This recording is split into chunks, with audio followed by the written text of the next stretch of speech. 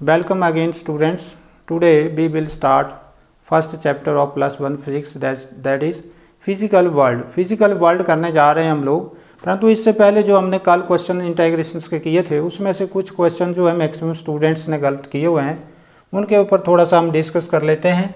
पहला जो क्वेश्चन है वो हमारा है sine square x D x, इसकी इंटीग्रेशंस निकालनी थी। तो हमें ये फार्मूले का पता होना चाहिए कि साइन स्क्वायर एक्स किसके बराबर होता है। साइन स्क्वायर एक्स होता है किसके बराबर होता है 1 माइनस कॉस 2x/2 इसके बराबर होता है।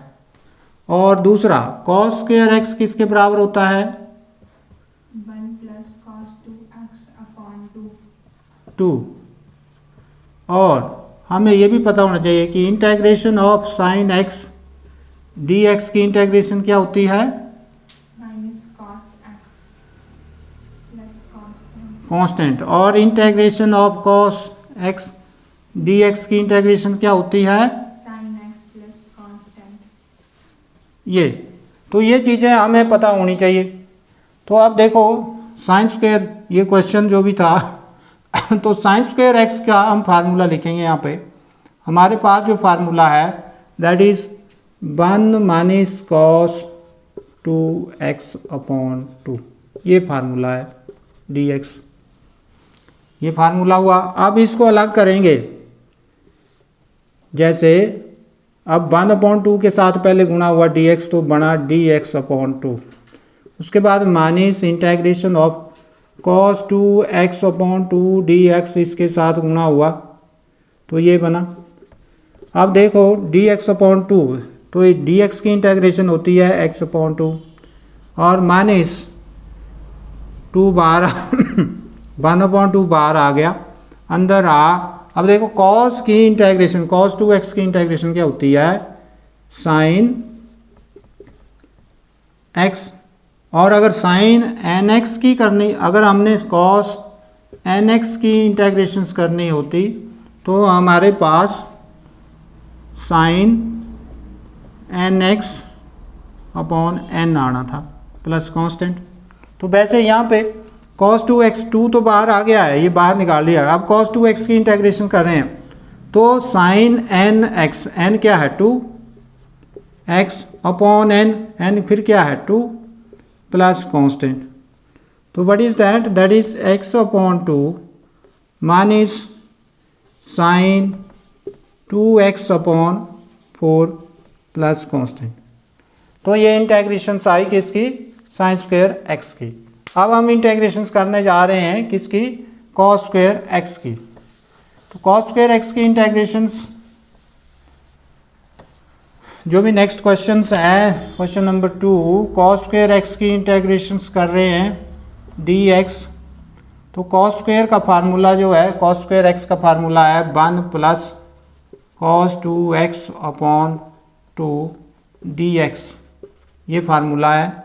और इस केस में हम लोग क्या करेंगे, हम लोग dx/2 plus integrations of cos 2x dx 1/2 बाहर आ गया, ये 1/2 बाहर। तो वैसे ही यहाँ x/2 आएगा, यहाँ 1/2 और यहाँ sine 2x/2 plus constant and that will give you x/2 plus sine 2x/4 plus constant. तो ये कॉस स्क्वायर एक्स की इंटीग्रेशंस आई।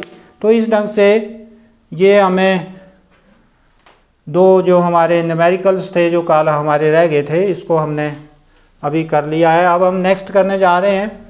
तो नेक्स्ट करने से पहले that is physical world, physical world करने जा रहे हैं। फिजिकल वर्ल्ड, तो फिजिकल वर्ल्ड में हम क्या क्या पढ़ेंगे। फिजिकल वर्ल्ड में सबसे पहले जो हम लोग जनरल साइंस की डेफिनेशंस पढ़ते हैं वो हम देखेंगे कि साइंस क्या होती है। तो बड़ी साइंस क्या होती है।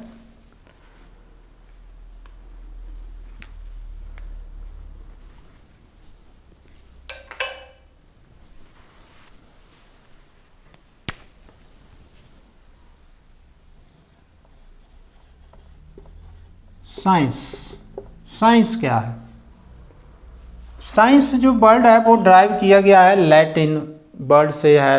लैटिन वर्ड जो साइंटिया वर्ड था उससे ड्राइव किया गया था science word.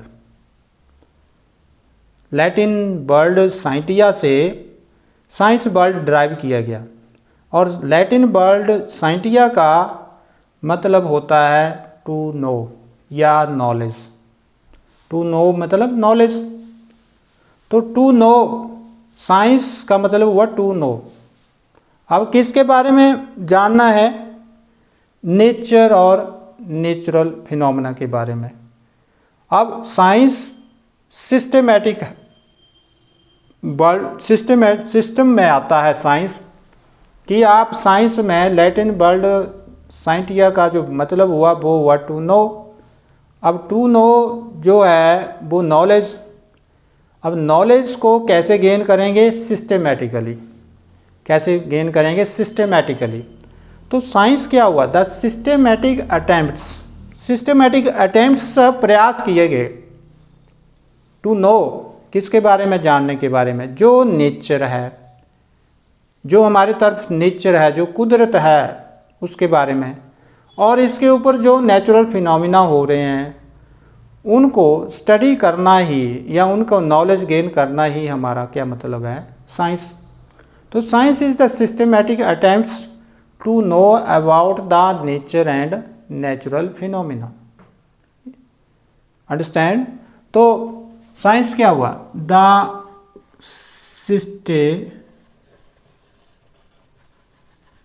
Systematic attempts to know about the systematic attempts to know about nature and natural phenomena is called science. Is called science. उसे साइंस कहेंगे। और साइंस कितने प्रकार की होती है? Types of science. कितने प्रकार की साइंस होती है? कितने प्रकार की हुई? 2 प्रकार। कौन कौन सी? There are 2 types of sciences. 2 type of science. First is, what is that? कौन सी हुई? That is physical science. पहली क्या हुई? Physical science. दूसरी क्या हुई? Biological science. Biological science. अब फिजिकल साइंस क्या हुई? फिजिकल साइंस वो साइंस है जो नॉन लिविंग थिंग्स से डील करती है। जैसे हमारे में आ जाता है केमिस्ट्री, आ जाता है फिजिक्स, आ जाता है एस्ट्रोनॉमी, आ जाता है। बायोलॉजिकल साइंस क्या हुई? बायोलॉजिकल साइंस वो हुई जो लिविंग थिंग्स से डील करती है। तो फिजिकल साइंस क्या हुई? The science which deals with non living things called physical science. उसे क्या कहेंगे? फिजिकल साइंस कहेंगे। जो नॉन लिविंग थिंग्स से डील करती है उसे क्या कहेंगे? Physical science. अब बायोलॉजिकल साइंस क्या हुई? The science which deals with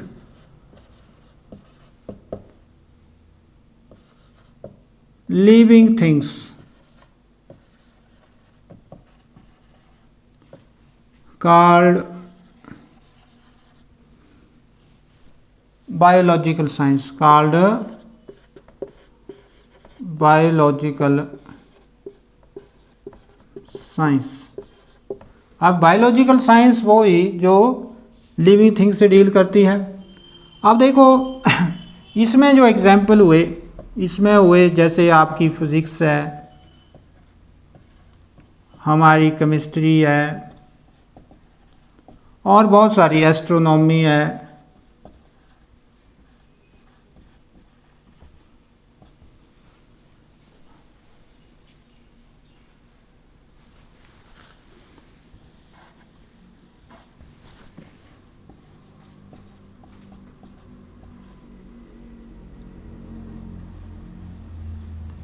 astronomy है।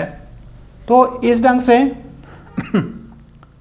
तो ऐसी साइंस जो नॉन लिविंग थिंग्स से डील करे वो फिजिकल साइंस हुई, और जो लिविंग थिंग्स से डील करे वो बायोलॉजिकल साइंस हुई। बायोलॉजिकल साइंस में क्या आएगा आपका, एक तो आ गई आपकी बायोलॉजी जो प्लांट से डील करती है, और दूसरी होगी जूलॉजी जो एनिमल से डील करती है। तो ये आपकी बायोलॉजिकल साइंस हुई, परंतु हम तो इससे डील करेंगे क्योंकि फिजिकल साइंस से ही डील करेंगे, और फिजिकल साइंस की कौन से किस से डील करेंगे, फिजिक्स से। तो फिजिक्स की बात करते हैं हम। फिजिक्स अब हमारा मेन जो आ रहा है वो आ रहा है फिजिक्स। ये फिजिक्स क्या है,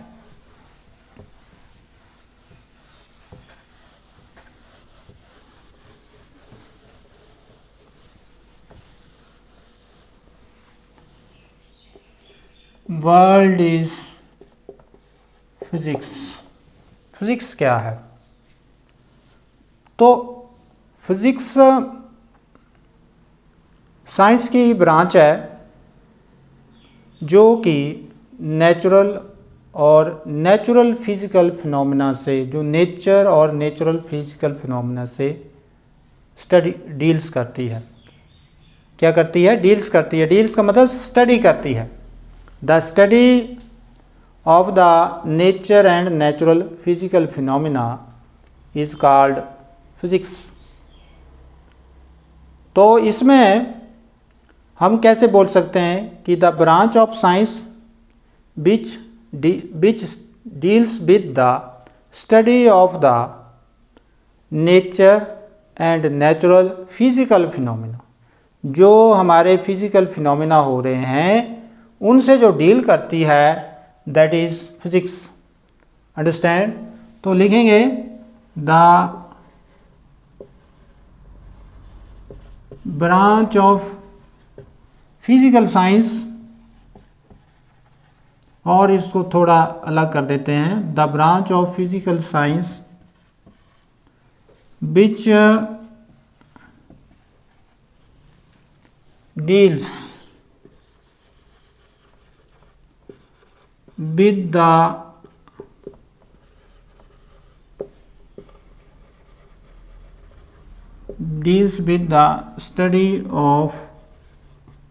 स्टडी ऑफ किसकी स्टडी, nature and natural physical phenomena. Physical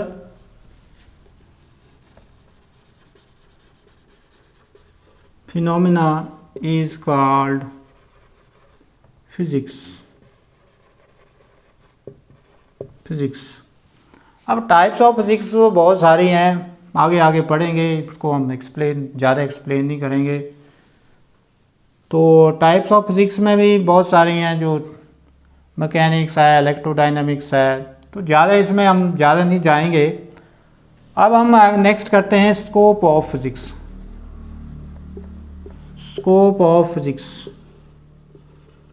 physics का कितना दायरा है। स्कोप ऑफ फिजिक्स, स्कोप का मतलब how it is expanded, how much expand, इसका कितना फैलाव है, कहाँ तक है ये, कहाँ तक इसकी एक्सटेंशन है, एक्सपेंशन है, कहाँ, how much it is expanded, कि कितनी ये फैली हुई है, कहाँ से शुरू होती है, कहाँ ये ख़त्म होती है।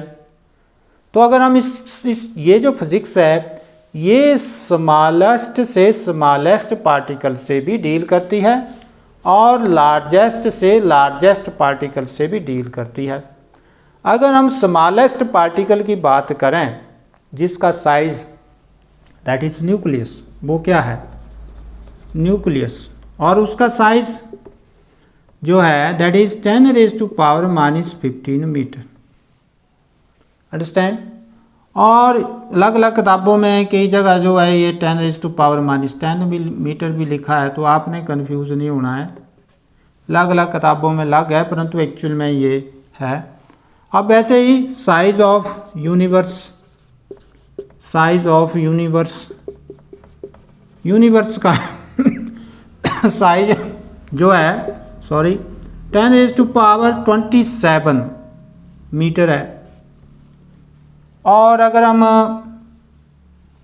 साइज ऑफ न्यूक्लियस की बात करें तो स्मॉलेस्ट कितना है, 10⁻⁻50। तो ये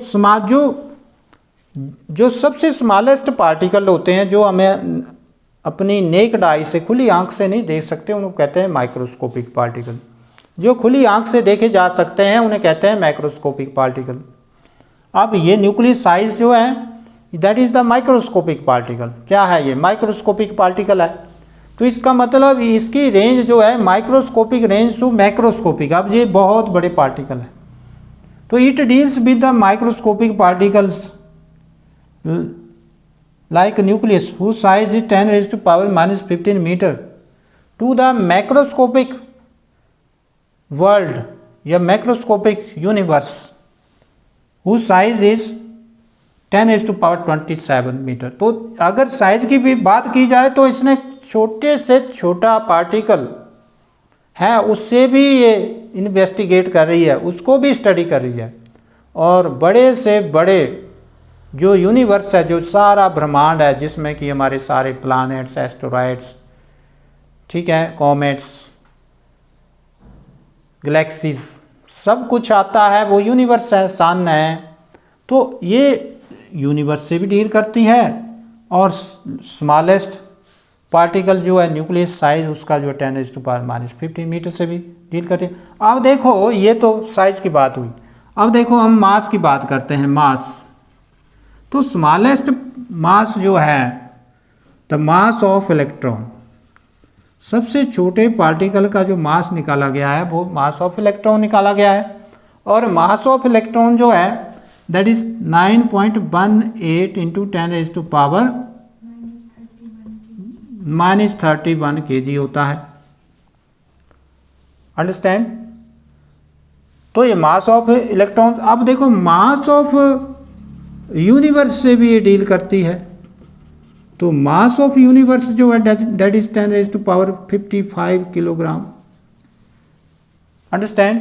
और उसके बाद देखो टाइम की बात की जाए, जो फंडामेंटल स्मॉलेस्ट पार्टिकल हैं जो अब हमारे इलेक्ट्रॉन प्रोटॉन हैं, फंडामेंटल पार्टिकल, लाइफ टाइम, जो लाइफ टाइम है किसका, ऑफ फंडामेंटल पार्टिकल, जो हमारे इलेक्ट्रॉन प्रोटॉन हैं, फंडामेंटल पार्टिकल्स जो हैं, lifetime of fundamental particle is 10⁻⁻10 metre, 10⁻⁻10 second, ये है, अंडरस्टैंड। और जो लाइफ टाइम है, लाइफ टाइम ऑफ अर्थ का जो लाइफ टाइम है दैट इज 10⁻17 सेकेंड। इतना उसका जीवन है किसका, अर्थ का। 10⁻7 का मतलब 17 का मतलब हुआ कि इसको 17 जीरो लगेंगी। तो 17 जीरो जो हैं वो आपकी मेजरमेंट से बाहर हैं, परंतु ये कर रही है, मेजर कर रही है, अंडरस्टैंड। तो आप देखो कि scope of physics is very vast, बहुत ज़्यादा है। और दूसरी बात, ये एक ही फिजिक्स से डील नहीं करती है, It deals with the mechanics. It deals with the thermodynamics. It deals with the electrostatics. It deals with the electrodynamics. It deals with the optics. It deals with the nuclear physics. It deals with the relativity. Understand? तो ये various branches से deal करती है. तो इस ढंग से you can say that scope of physics is very vast. बहुत फैलाव है फिजिक्स के स्कोप में. अंडरस्टैंड? तो आप लिखेंगे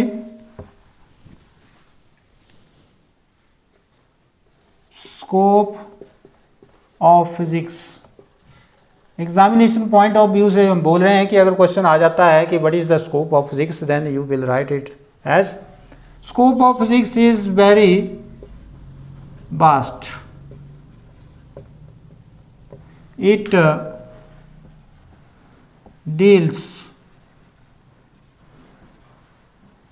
with, किससे डील करती है? Mechanics,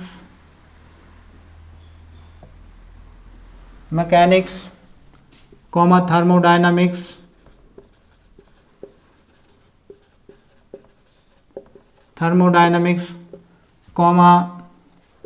electrostatics, electrodynamics,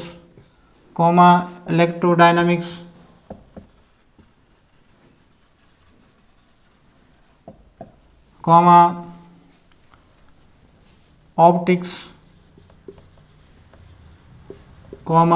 nuclear physics,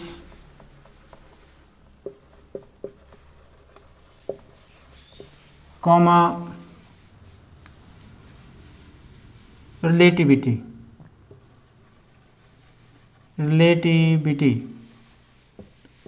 और भी फिजिक्स हैं इसकी एटसेट्रा. अंडरस्टैंड? इतनी फिजिक्स से ये डील कर रही है. एक फिजिक्स जो है इतनी ब्रांचेस से डील कर रही है. मैकेनिक्स से भी कर रही है, थर्मोडायनेमिक्स से भी, इलेक्ट्रोस्टैटिक्स से भी, etcetera. It also deals with the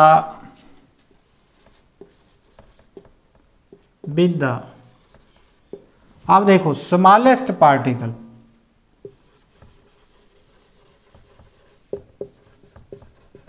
smallest particle कौन है? Smallest particle, smallest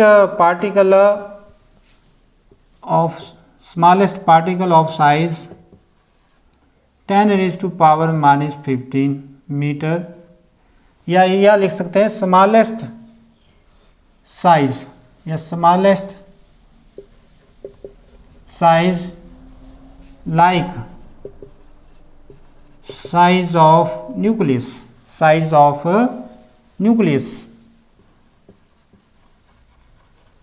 10⁻⁻15 metre to largest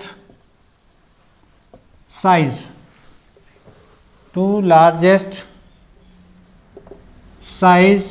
is that size of universe. Size of universe कितना है? 10⁻27 मीटर. ये also it deals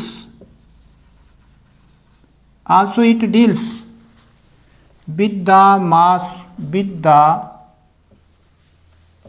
smallest mass is that mass of electron is equal to 9.18 into 10⁻⁻31 kilogram to the largest mass. अब देखो largest mass किसका है? Is that mass of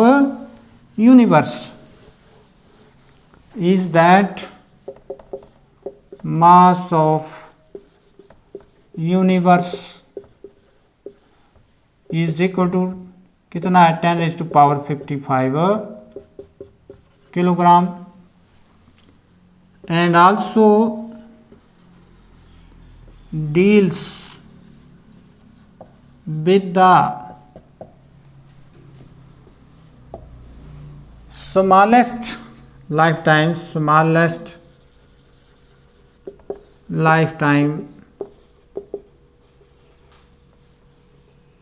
of fundamental particle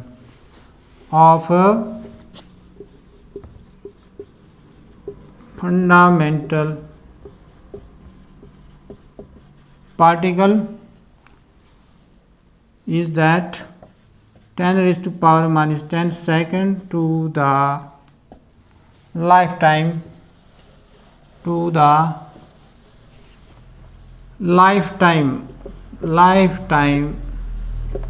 of earth is that 10 raised to power 17 second.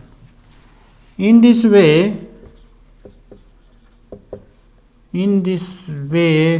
we can say scope of physics